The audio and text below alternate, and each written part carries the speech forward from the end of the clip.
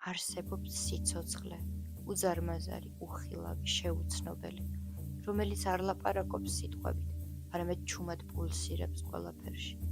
და მიუხედავად იმისა, რომ ჩვენ მისი პირდაპირ აღქმა არ შეგვიძლია, ისავლენს თავს სეზონების ცვლაში, ჰაერის უხილავ ნაკადში, რომელიც მოძრაობს ჩვენში, ბუნებისა და სულის მუდმივად ცვალებად ფორმებში. ჩვენში ეს სიცოცხლე გამოიხატება როგორც იმპულსი, დახვეწილი, ელექტრული, მარადიული. ჩვენ გზნობთ მას სიცოცხლის უნარიანობაში, მოძრაობაში, ლტოლვაში. დავგზნობთ მის ნაკლებობას, როდესაც ვარდებით უძრაობაში, ავადმყოფობაში, ჩრდილში.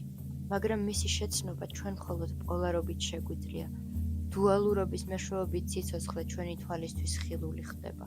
ჩვენ ჯანმრთელობას მხოლოდ იმიტომ ვაფასებთ, რომ ავადმყოფობა გავსინჯეთ. და როდესაც ავადმყოფობა მოდის, ის ქმნის სიცარიელეს, რომლის მეშვეობითაც სხეულისადმი პატივისცემას ვიბრუნებთ. ადამიანს არ შეუძლია სუნთქვის დაფასება მანამ, სანამ მას არ დაკარგავს. ადამიანს არ შეუძლია სინათლის დაფასება, თუ სიბნელი არ ნახა.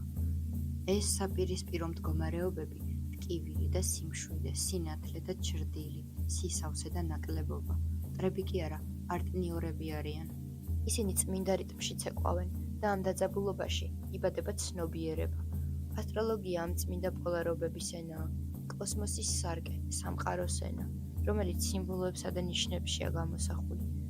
თითოეული პლანეტა, თითოეული ნიშანი, თითოეული სახლი შეიცავს პოლარობას.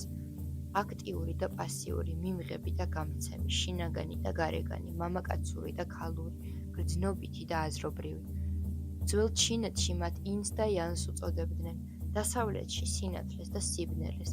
არა სიკეთე და ბოროტება, არამედ ერთი მთლიანობის ორი ნახევარი. სინათლე ვერ იარსებებს მისი ანალოგიის სიბნელის გარეშე. არ არსებობს ჩრდილოეთის სამხრეთის გარეშე, არ არსებობს გაფართოება შეკუმშვის გარეშე, არ არსებობს ცეცხლი, რომელიც ასევე არ შთანთქავს. ამგვარად, ყველა გამოწვევა, ყველა ავადმყოფობა, ყველა ჩრდილი, რომელსაც ვხვდებით, არ არის სასჯელი, არამედ მაცნეა. მას მოაქვს სიახლეები დავიწყებული პოლუსიდან. სატურნის შეზღუდვების გარეშე იუპიტერის ენთუზიაზმი გადაჭარბებული იქნებოდა. პლუტონის სიბნელის გარეშე ტრანსფორმაცია ზედაპირული დარჩება. რუკაში დაძაბული ასპექტები არ არის ნაკლოვანებები.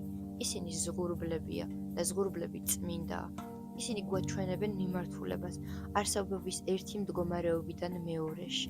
ჩვენი ამოცანა არ არის ერთი მხარის არჩევა. არამედ ცნობიერი გავხადოთ პოლარობები ჩვენში. მივცეთ მათ საშუალება, რომ ერთმანეთთან ისაუბრონ. ამიტომ ჩვენ უნდა გავუძლოთ სთუნებას ამ პოლარობებს და ვარქვათ კარგი ან ცუდი, იღბლიანი ან უიღბლო. ამის ნაცვლად აღვიქვათ უფრო ღრმა კანონი. პოლარობა ევოლუციის მომოძრავებელი ძალაა. შექმნენი შინაგანი ჰარმონია, ამბობდნენ ბრძენები. არა სიჩუმე, არამედ ჰარმონია, არა კონფლიქტის დასასრული, არამედ საპირისპიროების წმინდა ჰარმონიაში შერწყმა.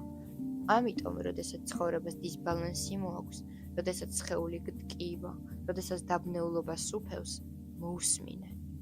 რომელი დავიწყებული ჭეშმარიტება ცდილობს დაბრუნებას.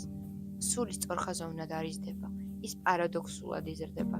და საპირისპიროთა მონაცვლეობის მეშვეობით ჩვენ შევიცნობთ მთლიანობას, რომელიც ელოდება გამოვლინდეს.